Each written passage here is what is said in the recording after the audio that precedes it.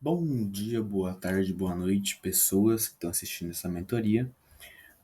Dessa vez aqui nossa quarta aula, vou falar um pouquinho sobre modificadores de sujeito na língua inglesa.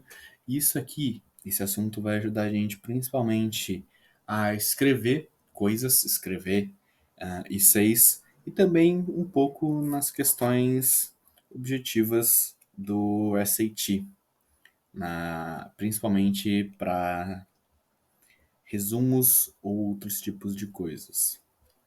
Começando, a primeira delas, todo mundo conhece o adjetivo, que são palavras que servem para caracterizar ou descrever um substantivo, sejam qualidades, estágios, aparências, e ela pode ser variável em dois graus diferentes, comparativo ou superlativo. Comparativo é quando você está falando de uma coisa em relação à outra, por exemplo, Julio is smarter than Anna, ele é mais inteligente que Ana, ou Júlio is the smartest of his class. Júlio é o mais inteligente da sua sala. O primeiro sendo comparativo e o segundo superlativo, porque primeiro ele estava comparando com uma pessoa e segundo ele estava comparando com o todo da aula. E a parte da posição é um pouquinho diferente do português. Normalmente se vem depois, né? O carro amarelo, a mochila azul, o homem bonito. No inglês, ele vem antes do sujeito. Então, aqui na questão, a brave soldier, um soldado bravo, corajoso, no caso, um soldado corajoso. Também, no exemplo do carro, a yellow car, que seria o carro amarelo. Eles vêm antes do próprio sujeito.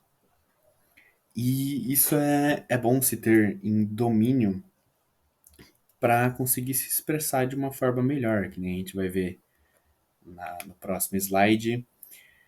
É algo mais complicado do que parece, mais chato do que complicado, porque exige um pouquinho de memória em relação a isso aqui, que é a ordem dos adjetivos. Eles têm uma ordem específica que deve ser colocada quando se trata de mais de um adjetivo para a mesma coisa. A gente tem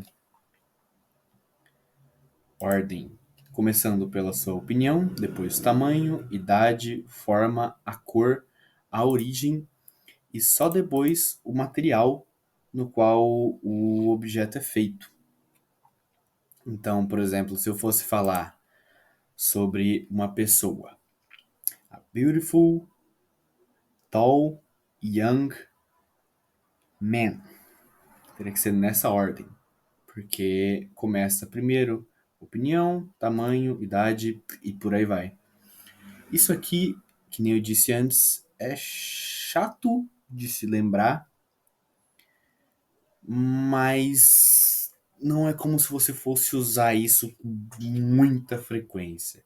Então acaba que não vai ter um impacto tão grande quanto se imagina.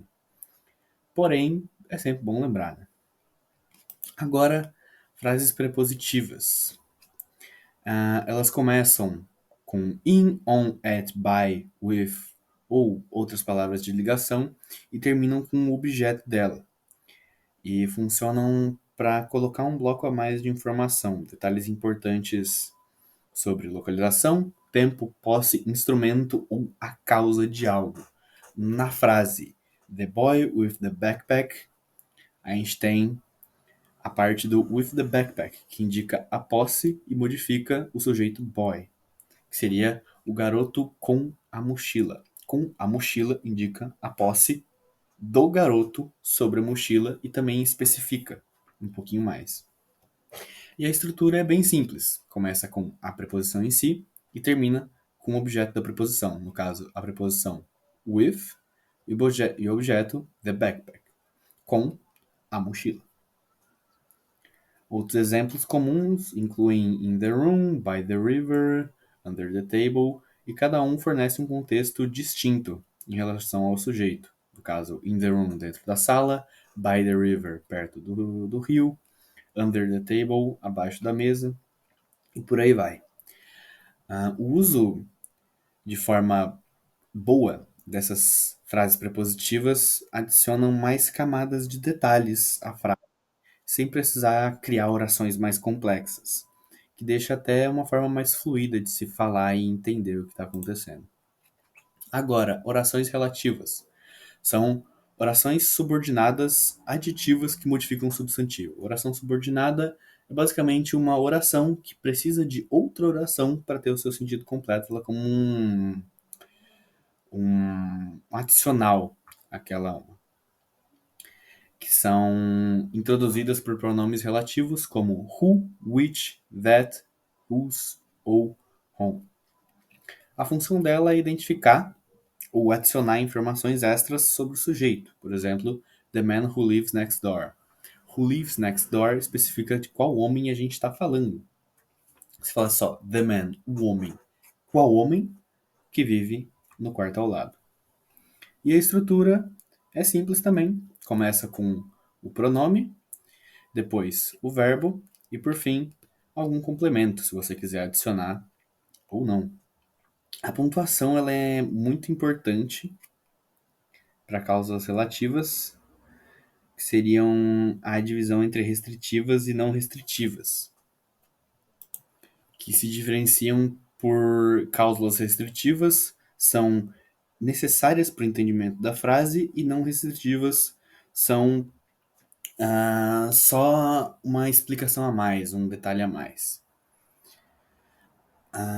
Elas são ferramentas muito boas para refinar e enriquecer a descrição do que você está falando, e permite você contextualizar mais a pessoa que você está falando ou escrevendo para sobre o que está acontecendo.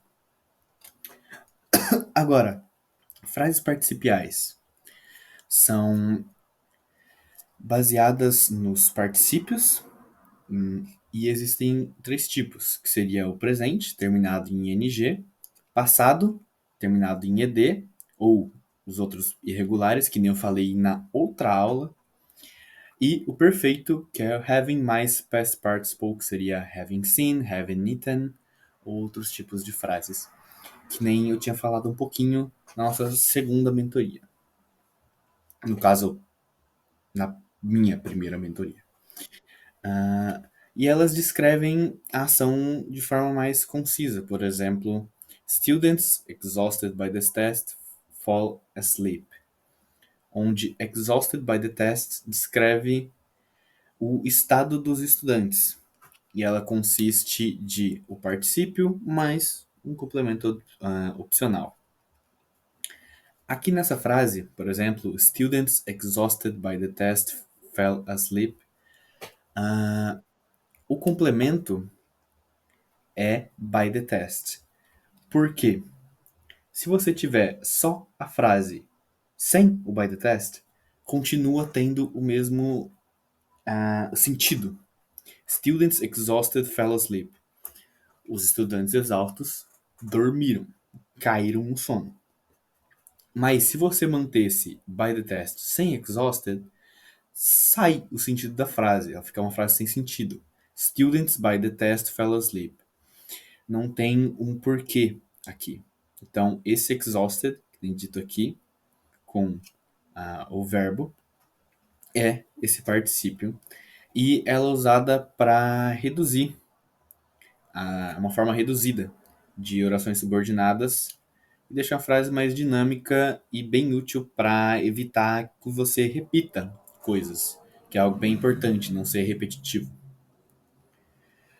Agora, frases infinitivas. Frases infinitivas são basicamente para explicar um propósito, um porquê, um objetivo. No caso, nós temos os verbos no infinitivo, né? To learn, to build, to survive.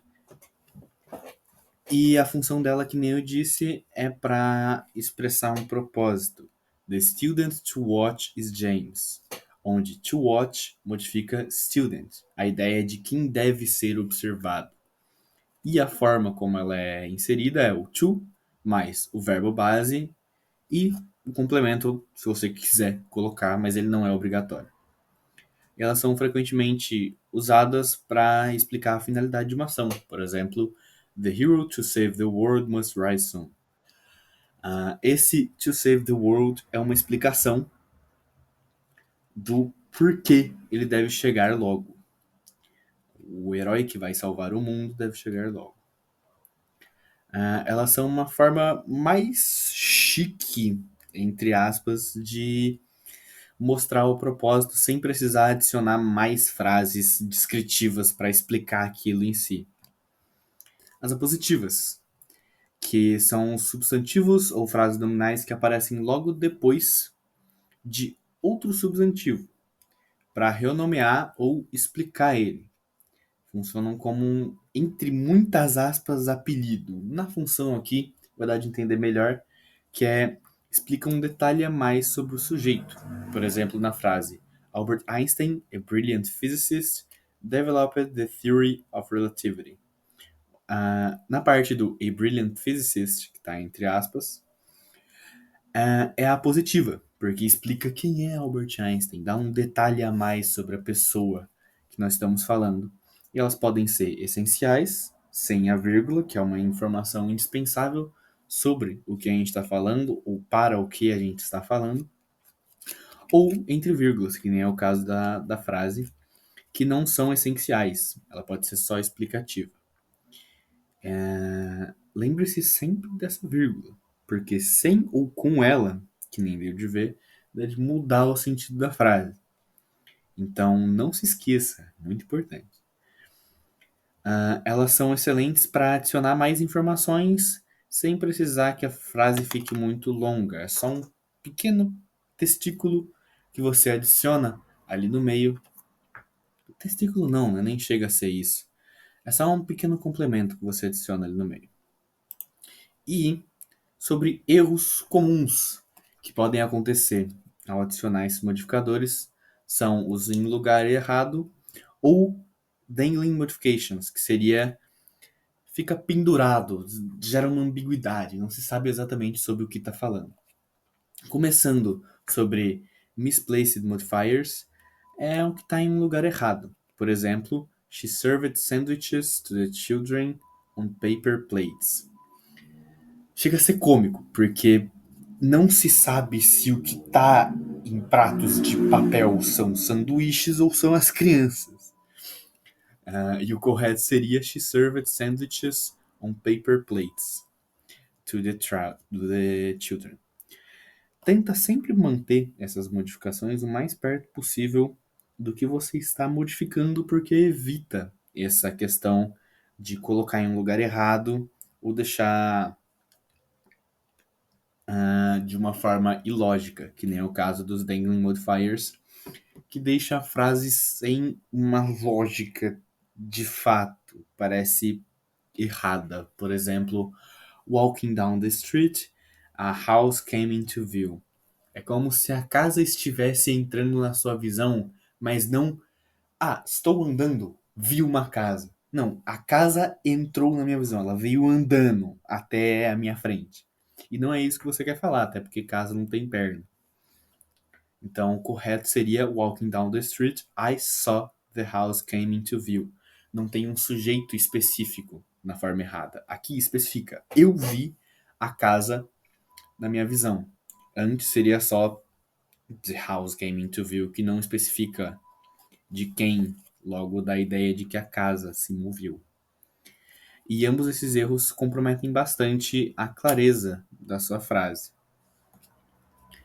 Aqui no finalzinho eu deixei uma tabela para quem quiser pausar e dar uma olhada, que é basicamente um resumão de tudo que eu falei. Os adjetivos que qualificam o sujeito, frases prepositivas indicam uma circunstância relacionada ao sujeito, oração relativa que identifica ou adiciona informação ao sujeito, frase participial, que expressa uma ação ou estado do sujeito de uma forma mais compacta, uma frase infinitiva que bota um propósito, um objetivo na ação, e a positiva que renomeia ou explica o sujeito. O assunto por hoje terminou. Novamente, lembrar isso toda a mentoria. Não utilize isso como única forma de estudo. A melhor forma de se aprender inglês é mergulhando de cabeça, ouvindo, lendo, falando, Por mais que não tente fazer isso toda hora, né? Porque a gente mora num Brasil, num Brasilzão, um país falante português, mas praticar a forma como você fala, escutar vídeos, ou às vezes você é uma pessoa que gosta de jogar, colocar os seus jogos em inglês, a dublagem em inglês, a legenda se precisar para você conseguir ter um contexto um pouquinho melhor, filmes em inglês, qualquer tipo de conteúdo que venha de fora, porque isso te ajuda a ouvir como as pessoas falam normalmente. Lembre de tomar cuidado porque muitas vezes existem sotaque que nem tem no Brasil, mas vlogs é um ótimo meio de se fazer isso. E por enquanto é isso. Muito obrigado a todos que chegaram até aqui no final. Espero que eu tenha conseguido ajudar, dar uma clareza mais na cabeça de vocês. Por hoje é isso. Muito obrigado. Até mais.